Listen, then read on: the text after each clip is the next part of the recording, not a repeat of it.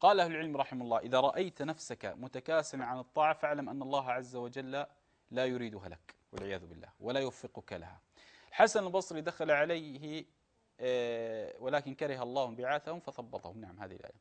الحسن البصري دخل عليه رجل، قوم قالوا: إن لا نقدر على قيام الليل. يا أخي، تعلم المصيبة؟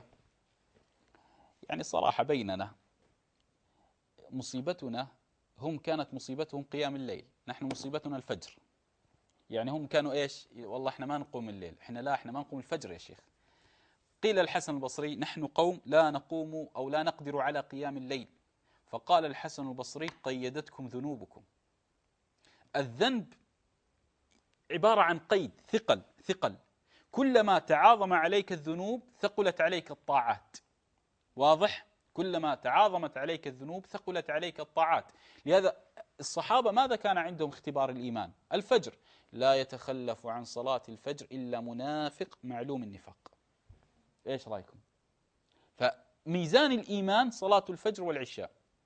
علم أثقل الصلاة على المنافقين صلاة العشاء وصلاة الفجر، كما قال عليه الصلاة والسلام. فهذا يختبر بها الإيمان. فإذا أنت لا تقوم على صلاة الفجر فاعلم أن عندك خلل.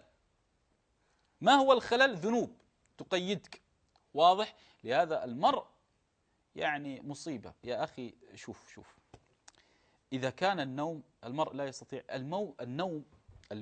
أريد أن أتكلم بفائدة، ما أعلم كم دقيقة معي لنهاية البرنامج. ممتاز. النوم كالموت، خذوها فائدة لي ولك. النبي صلى الله عليه وسلم يقول: النوم أخو الموت. النبي صلى الله عليه وسلم يقول: النوم أخو الموت. بمعنى أنا حينما أنام كالميت. أذان الفجر لما أسمعه ولا أقوم كأني ميت في سكرات الموت لا أقدر على الطاعة. فالذي لا يستطيع مقاومة النوم للذهاب للطاعة لن يستطيع في سكرات موته أن يقول لا إله إلا الله ويقول طاعة.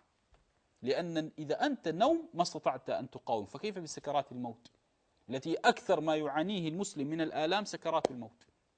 لهذا إذا كانت النوم فيه لذة لكنه يشابه الموت في غياب العقل، ما تستطيع الطاعة، فبالله أخبرني.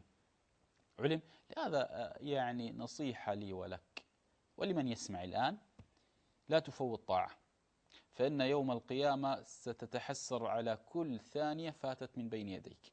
ولا تنشغل إلا بطاعة المولى وإرشاد الناس للمولى، ولا تنشغل بالخلق. هذا أسلم ما تستطيع فعله. ودع الناس ينشغلون بما ينشغلون، وأنت اشتغل بطاعة المولى، فإن الله عز وجل سيرفع ذكرك ولو بعد حين. نعم علم. نعم والله.